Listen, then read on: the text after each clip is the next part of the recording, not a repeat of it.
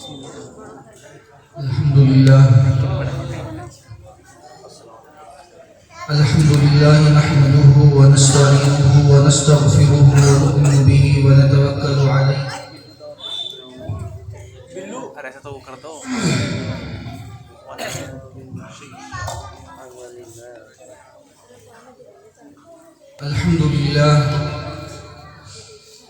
الحمد لله نحمده ونستعينه ونستغفره ونؤمن به ونتوكل عليه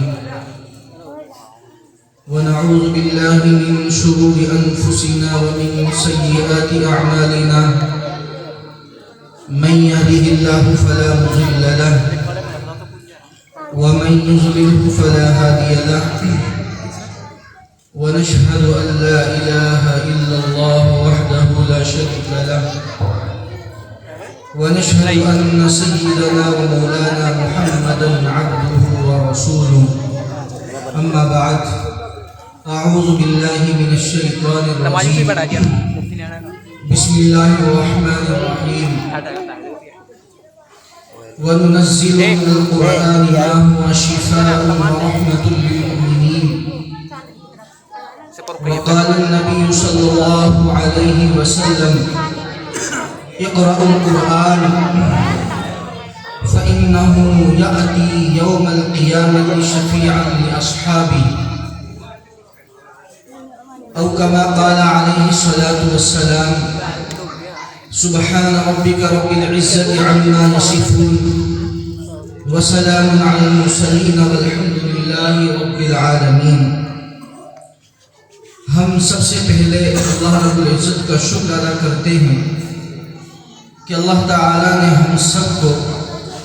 قرآن کریم کی نسبت پر یہاں جمع فرمایا، اور ہم شکر ادا کرتے ہیں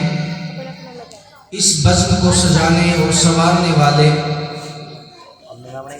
حضرت مولانا محمد طالب صاحب اور اسی طرح یہاں کے جو منتظمین ہیں جنہوں نے بڑی محنت اور مشقت کے بعد مسلمان بھائیوں کی بھلائی کے لیے، خیر کے لیے دین کی باتیں سننے اور سنانے کا یہاں انتظام کیا. اللہ تبارک و تعالیٰ ان کو بہترین بدلہ عطا فرمائے. محترم سامعین، اللہ رب العزت نے عزت کو دین اور قرآن کے ساتھ جوڑ دیا ہے. اس بات کو ان لوگوں نے سمجھا کہ جنہوں نے اللہ کے نبی صلی اللہ علیہ وسلم کی صحبت اٹھائی، اور پھر اس کے بعد وہ لوگ کہ جنہوں نے صحابہ کی صحبت اٹھائی، اور اسی طرح یہ سلسلہ چلتا رہا. جن لوگوں نے اس بات کو سمجھ لیا کہ عزت اصل دین کی عزت ہے، عزت اصل قرآن کی عزت ہے، تو انہوں نے قرآن کے ساتھ اور دین کے ساتھ اپنے آپ کو مکمل طور پر جوڑ دیا.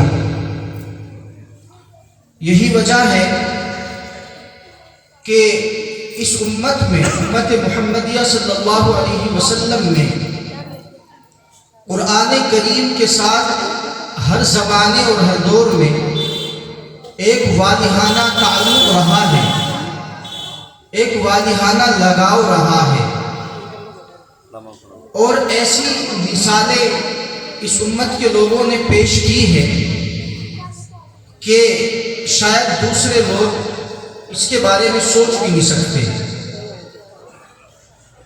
جن لوگوں نے قرآن کریم کے ساتھ محبت کی،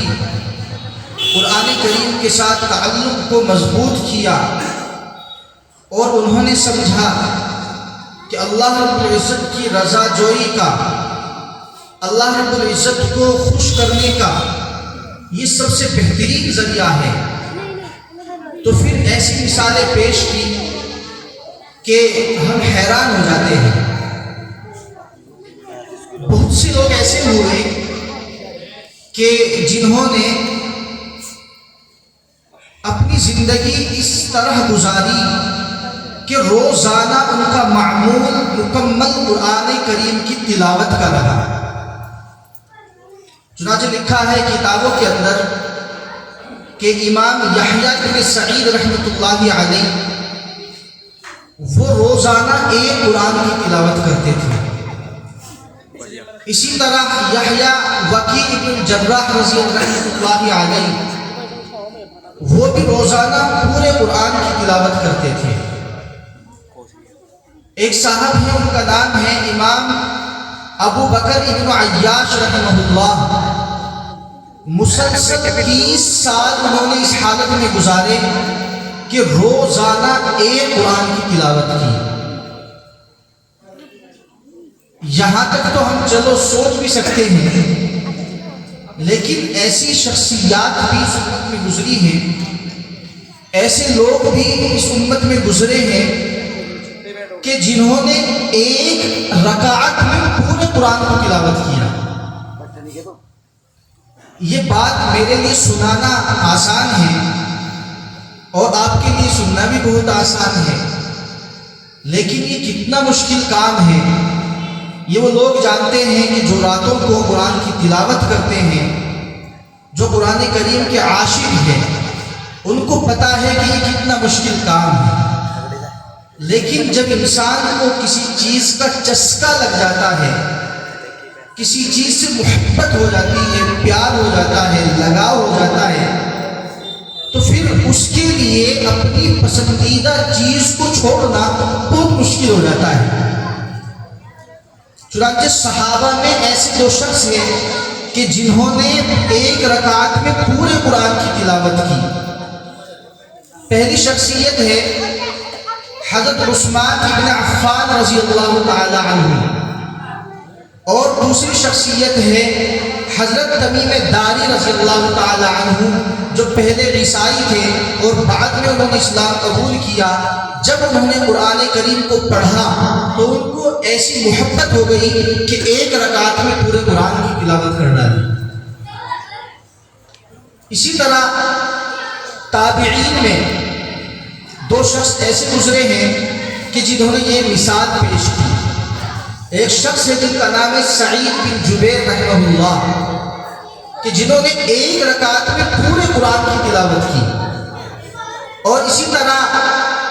جس مسلک کو ہم مانتے ہیں، حنفی اپنے آپ کو کہا جاتا ہے اور ہم اپنے آپ کو احناف دیوبند کا ہم کہتے ہیں، تو اس مذہب اور مسلک کے جو بانی ہیں امام اعظم ابو حنیفہ رحمہ اللہ، انہوں نے بھی ایک رکعت میں پورے قرآن کی تلاوت کی۔ تو اس طرح لوگوں نے قرآن کریم کے ساتھ اپنی محبت کا اظہار کیا، قرآن کریم کے ساتھ اپنے عشق کا اظہار کیا۔ جب وہ قرآن کریم پڑھتے تھے اور سنتے تھے تو ان کی کیفیت عجیب ہو جاتی تھی۔ اللہ رب العزت نے جب ان کی کیفیت کو دیکھا تو قرآن کریم میں نام اتارا وَإِذَا سَمِعُوا مَا أُنزِلَ إِلَى الرَّسُولِ، کہ جب وہ سنتے ہیں اس قرآن کو جو نبی علیہ السلام پر نازل کیا گیا، تَرَى أَعْيُنَهُمْ تَفِيضُ مِنَ الدَّمْعِ مِمَّا عَرَفُوا مِنَ الْحَقِّ، تو آپ دیکھیں گے کہ وہ زار و قطار رو رہے ہیں، آنسو بہا رہے ہیں۔ ایسی کیفیت ہوتی تھی، ایسی محبت تھی ان کو قرآن کے ساتھ، ایسا عشق تھا ان کو، ایسا لگاؤ تھا کہ قرآن کو سنتے تھے اور ان کی آنکھوں سے آنسو جاری ہو جاتے تھے۔ صحیح مسلم کی ایک روایت ہے اور حضرت شیخ الحدیث مولانا زکریا رحمہ اللہ نے فضائل اعمال میں بھی اس کو نقل کیا ہے کہ ایک دفعہ اللہ کے نبی صلی اللہ علیہ وسلم نے حضرت عبداللہ ابن مسعود رضی اللہ عنہ سے درخواست کی، حکم فرمایا کہ آپ قرآن کریم کی تلاوت کیجئے۔ تو عبداللہ نے کہا اللہ کے نبی صلی اللہ علیہ وسلم، عجیب بات ہے، قرآن آپ پر نازل ہوا، آپ سے بہتر بھلا کون پڑھ سکتا ہے؟ تو انہوں نے کہا کہ نہیں، میں چاہتا ہوں کہ آپ تلاوت کریں۔ چنانچہ انہوں نے قرآن کریم کی تلاوت کرنی شروع کی، اور جب اس آیت پر پہنچے فَكَيْفَ إِذَا جِئْنَا مِن كُلِّ أُمَّةٍ بِشَهِيدٍ وَجِئْنَا بِكَ عَلَى هَؤُلَاءِ شَهِيدًا، کہ اس دن کا عالم کیا ہوگا کہ جب ہر امت میں سے ہر نبی اپنی امت کے بارے میں گواہی دے گا، اور اے محبوب آپ بھی اپنے امت کی گواہی دیں گے۔ تو عبداللہ بن مسعود رضی اللہ عنہ نے سر اٹھایا تو آپ کی آنکھوں سے آنسو جاری تھے۔ تو قرآن کریم کی تلاوت کو سن کر، اس کی آیات کو سن کر وہ شخص اشکبار ہو گئے کہ جس پر یہ قرآن نازل ہوا۔ انبیاء علیہ السلام کے بعد اگر کسی کا نمبر آتا ہے تو وہ حضرت ابو بکر صدیق رضی اللہ تعالی عنہ ہے۔ ام المؤمنین حضرت عائشہ رضی اللہ تعالی عنہ فرماتی ہیں کان ابو بکر رجلا بکا لا یملک دموعہ اذا یقرأ القرآن، کہ حضرت ابو بکر صدیق رضی اللہ تعالی عنہ جب قرآن پڑھتے تھے تو وہ حد سے زیادہ روتے تھے، اور اتنا روتے تھے کہ ان کو اپنے آنسوؤں پر کنٹرول نہیں ہوتا تھا۔ دیکھنے والے کو ترس آ جایا کرتا تھا کہ یہ کس طرح ہچکیاں لے دے کر آنسو بہا رہے ہیں۔ ایک دفعہ حضرت عمر بن الخطاب رضی اللہ تعالی عنہ قرآن کریم کی تلاوت کر رہے تھے، مسجد نبوی بھری ہوئی تھی، تمام صحابہ صفوں میں کھڑے ہوئے تھے، اور سب ایسی تھی کہ جو باہر تک لگی ہوئی تھی۔ تو حضرت عمر بن الخطاب رضی اللہ تعالی عنہ قرآن کریم کی تلاوت کرتے رہے، حتیٰ کہ ایک موقع ایسا آیا کہ اتنی زور سے روئے اور اتنی ہچکیاں آئی کہ آپ کے رونے کی آواز، آپ کی ہچکیوں کی آواز صحابہ کرام نے باہر کے صحن تک محسوس کی۔ یہ ان لوگوں پر کیفیت ہوتی تھی۔ علامہ ابن عساکر رحمہ اللہ نے تاریخ مدینہ دمشق میں ایک واقعہ لکھا ہے کہ ایک دفعہ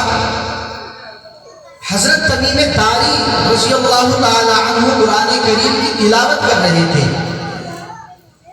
تو وہ اس آیت پر پہنچے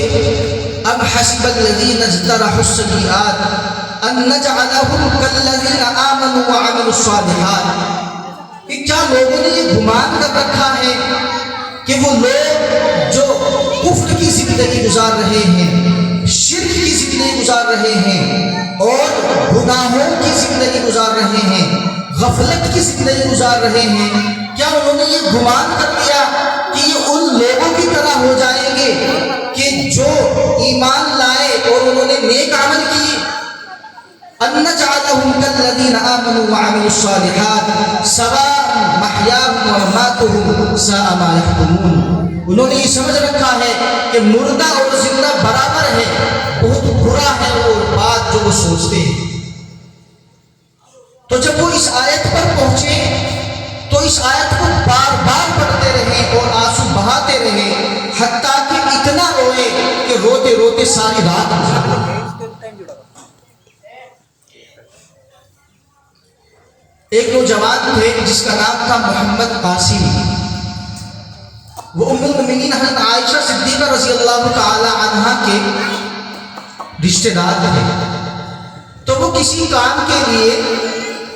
حضرت عائشہ صدیقہ رضی اللہ تعالی عنہ کے پاس آئے، تو انہوں نے دیکھا کہ انہوں نے نفل نمازوں کی نیت باندھی ہوئی ہے اور قرآن کریم کی تلاوت کر رہی ہے۔ تو یہ کچھ دیر انتظار کرتے رہے، حتیٰ کہ جب یہ انتظار کرتے کرتے تھک گئے تو انہوں نے سوچا کہ میں تھوڑی دیر کے بعد آؤں گا، اور جب یہ فارغ ہو جائیں گی تو پھر میں ان سے ملاقات کر لوں گا۔ تو فرماتے ہیں کہ میں کافی دیر گزرنے کے بعد پھر میں ان کے کمرے پر آیا تو دیکھا کہ آپ قرآن کریم کی تلاوت کر رہی ہیں اور اس آیت کو بار بار پڑھ رہی ہیں، فَمَنَّ اللَّهُ عَلَيْنَا وَوَقَانَا عَذَابَ السَّمُومِ، کہ قیامت کے دن اللہ کا احسان ہوگا ہمارے اوپر کہ اگر ہم کو اللہ تعالیٰ جہنم کے دردناک عذاب سے بچا دے، یہ ہمارے اوپر اللہ کا بڑا احسان ہے۔ تو قیامت کا وہ منظر سامنے ہے،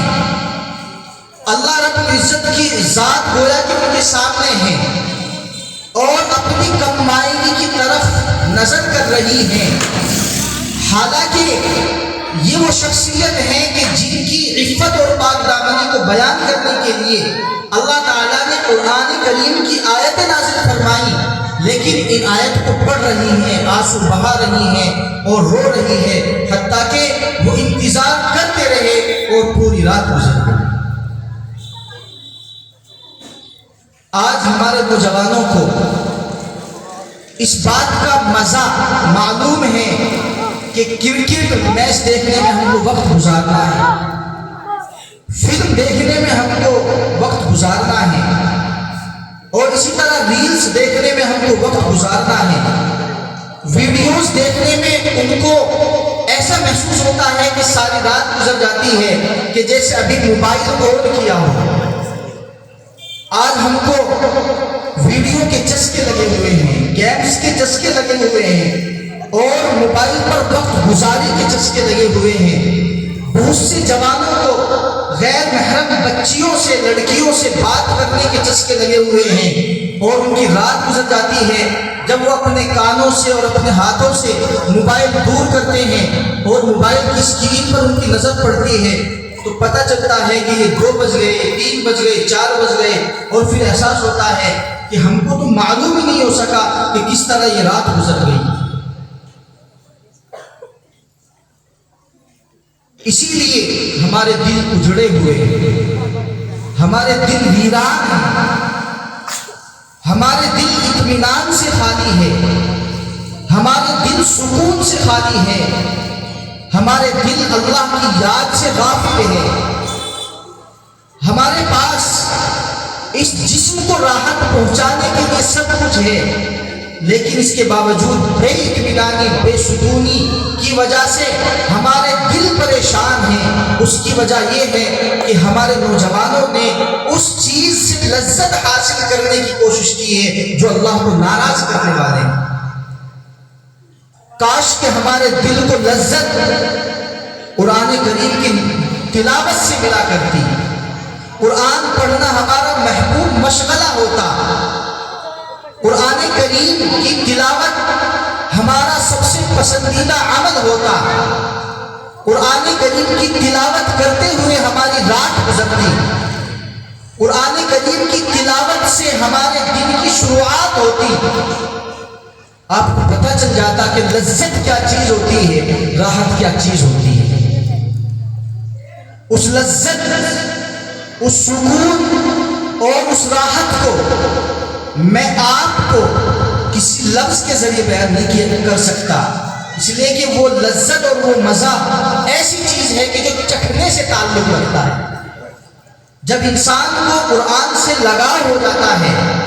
قرآن سے محبت ہو جاتی ہے، اللہ کی قسم کھا کر کہتا ہوں اس کو دنیا کی کسی چیز میں مزہ نظر نہیں آتا۔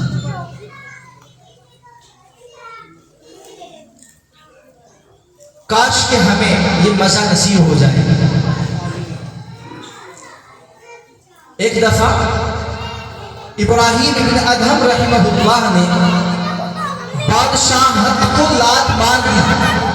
اور اللہ اللہ کرنے لگ گئے، قرآن کی تلاوت، اللہ کا ذکر، اللہ رب العزت کی یاد وقت گزارنا، یاد کے ساتھ وقت گزارنا۔ جب وہ مزہ انہوں نے چکھا، جب وہ لذت ان کو حاصل ہو گئی تو وہ مزے میں کہا کرتے تھے، اے تخت نشین بادشاہوں، تم کیا جانو کہ راحت کیا چیز ہوتی ہے، تم کیا جانو کہ سکون کیا چیز ہوتی ہے، تمہیں کیا پتا کہ دل کا سرور، دل کا اطمینان کیا چیز ہوتی ہے۔ اگر تم کو یہ پتہ چل جائے کہ ہمیں قرآن پڑھنے سے کتنا سکون ملتا ہے، ہمیں قرآن پڑھنے سے کتنا سرور ملتا ہے، تو آپ ہم پر اپنے لشکر کے ساتھ چڑھائی کر دو، لیکن یاد رکھو یہ لشکر کے ساتھ چڑھائی کرنے سے، یہ تخت نشین ہونے سے یہ مزہ حاصل نہیں ہوا کرتا. یہ مزہ تو مصلوں پر وقت گزارنے سے حاصل ہوا کرتا ہے. کاش کہ ہمیں یہ سمجھ حاصل ہو جائے. آج کل ہم بہت زیادہ غافل ہیں قرآن سے. میں آپ کو یہ پیغام اس لیے دینا چاہتا ہوں، الحمدللہ ہماری جو مجلس اور یہ جلسہ، یہ اگر کسی چیز کی نسبت کے ساتھ یہ منعقد ہوا ہے تو یہ قرآن ہی تو ہے. قرآن ہی کی تو محبت میں اور آپ یہاں پر جمع ہیں. تو اس لیے آپ کو ایک خاص پیغام دینا چاہتا ہوں کہ آپ اپنے آپ کو قرآن کے ساتھ جوڑ دیجیے. آپ اپنے دن کی ابتدا قرآن کریم کے ساتھ شروعات کرنے کی عادت بنا دیجیے. آپ اگر اپنے بچوں کو قرآن پڑھا رہے ہیں یا آپ کے بچے نے قرآن پڑھ لیا ہے اور آپ اس قابل نہیں ہیں کہ قرآن پڑھے ہوئے نہیں ہوں، تو آپ اپنے بچوں کو سختی کے ساتھ کہیے کہ بیٹا کوئی دن آپ کا ایسا نہیں جانا چاہیے کہ جس دن آپ نے قرآن کی تلاوت نہ کی. آپ اپنی بیٹی کو کہیں کہ اس کے دن کی شروعات نماز کے ساتھ قرآن کی تلاوت سے ہونی چاہیے. آپ اس سے کہیں کہ میں اپنی جان قربان کر سکتا ہوں، میں اپنا گوشت کاٹ کر تمہارے سامنے پیش کر سکتا ہوں، میں اپنا دل نکال کر تمہارے سامنے پیش کر سکتا ہوں. مجھے آپ سے اتنی محبت ہے، لیکن یہ محبت اس وقت اور زیادہ ہوگی جب آپ قرآن کریم کو پڑھنے والی ہوگی، اور اپنے بچوں کو کہیں کہ جب آپ قرآن کریم کو پڑھنے والے ہوں گے. کتنی غفلت ہے آج ہمارے اندر کہ بڑے شوق کے ساتھ ہم اپنے بچوں کو قرآن پڑھاتے ہیں، لیکن قرآن پڑھنے کے بعد ان کی زندگی کیسی گزر رہی ہے اس کا ہم کو احساس نہیں ہے. ہم کو کوئی خبر نہیں ہے کہ ہمارے بچے کے دن کی ابتدا کس چیز سے ہو رہی ہے. کہیں ایسا تو نہیں ہے کہ جب بچے کی آنکھ کھلتی ہے تو سب سے پہلے نظر اگر اس کی کسی چیز پر پڑتی ہے وہ موبائل تو نہیں، کہیں وہ ایسے یعنی اس کے ہمارے بیٹے کی اور ہماری بیٹی کی شروعات کئی ویڈیو اور سیریز کے ذریعے تو نہیں ہو رہی. اس چیز کی طرف ہمیں بہت زیادہ توجہ کرنے کی ضرورت ہے. اگر میں آپ سے سوال کروں تو آپ میں سے بہت کم ایسے ہوں گے کہ جو اس چیز کی طرف توجہ کرتے ہو کہ آپ کے گھر میں اللہ رب العزت نے بچے یا بچی کی شکل میں قرآن کی دولت عطا فرما دی، اور پھر آپ اپنے بچے اور بچی کو یہ کہتے ہو کہ بیٹا آپ روزانہ قرآن کی تلاوت ضرور کیجیے. میں آپ سے ہاتھ اٹھوانا نہیں چاہتا، اس لیے کہ صرف احساس دلانا مقصد ہے کہ ہم بالآخر اپنے بچوں کو قرآن پڑھا رہے ہیں، اپنے بچوں پر خرچ کر رہے ہیں، اپنے بچوں کو مدارس اور مکاتب میں بھیج رہے ہیں، اپنے بچے کی قرآن کریم کی تکمیل کے موقع پر اس کی خوشی کے لیے خون خرچ کرتے ہیں. کیا صرف یہی مقصد تھا ہمارے بچوں کی قرآن کریم کو پورا کرنے کا؟ یاد رکھیے کہ صرف یہ مقصد نہیں ہے. اس لیے آج یہ عہد کرے اور یہ ارادہ کرے، اس لیے کہ یہ مجلس صرف تقریر کی مجلس نہیں ہے، یہ جلسہ کوئی رسمی جلسہ نہیں ہے کہ سالانہ جلسہ ہو گیا اور ہم نے مولانا صاحب کی بات سن لی، مفتی صاحب کی بات سن لی، ماشاءاللہ بہت اچھے انداز میں بہت اچھے لہجے میں لب و لہجے میں انہوں نے تقریر کر دی اور ہم تقریر سن کر آ گئے، ہم کو ثواب مل گیا. اگر یہاں تک آپ محدود رہو گے، آپ کی لمٹ صرف یہاں بیٹھ کر ثواب حاصل کرنے کی ہوگی، تو آپ پورا مقصد حاصل نہیں کر سکتے. آپ ارادہ کیجئے، اگر آپ خود قرآن کریم پڑھے ہوئے ہیں تو آج مضبوط ارادہ کر لیجئے اور طے کر لیجئے کہ مجھے روزانہ کی بنیاد پر یا تو ایک پارے کی تلاوت کرنی ہے یا آدھے پارے کی تلاوت کرنی ہے، لیکن ضرور کرنی ہے. اگر میں آپ کے سامنے ایک بات رکھوں تو شاید جھوٹا نہ ہو، اس مجلس میں بہت بہت سارے لوگ ہیں، ایسے بہت سارے جوان ہیں کہ جو قرآن پڑھنا جانتے ہیں، لیکن معاملہ ہمارا کیا ہے؟ ہمارا معاملہ یہ ہے کہ رمضان میں ہم نے قرآن کریم پورا کیا تھا اور اب 2-4 دن کے بعد رمضان مبارک کا مہینہ آ رہا ہے، ہو سکتا ہے کہ ہم نے ایک قرآن بھی پورا نہ کیا اور پھر کہتے ہیں کہ ہم کو قرآن سے فائدہ نہیں ہوا۔ بات سمجھ میں آ رہی ہے؟ عمل کرنا ہے انشاءاللہ۔ کیا عمل کرنا ہے؟ کہ اگر خود ہم نے قرآن پڑھا ہے تو روزانہ ضرور پڑھیں۔ اگر کسی وجہ سے کسی دن کی ناغہ ہو جائے تو اس کی اگلے دن قضا کے طور پر پڑھیں، طے کر کے اٹھیں اس بات کو۔ اور اگر آپ خود قرآن کریم نہیں پڑھے ہوئے ہیں تو آپ اپنے بچوں کو سختی کے ساتھ کہیے کہ مجھے آپ سے کچھ لینا نہیں ہے، میرا آپ سے کوئی مقصد نہیں ہے، میں آپ کو کھلاؤں گا، پلاؤں گا، اچھا پہناؤں گا،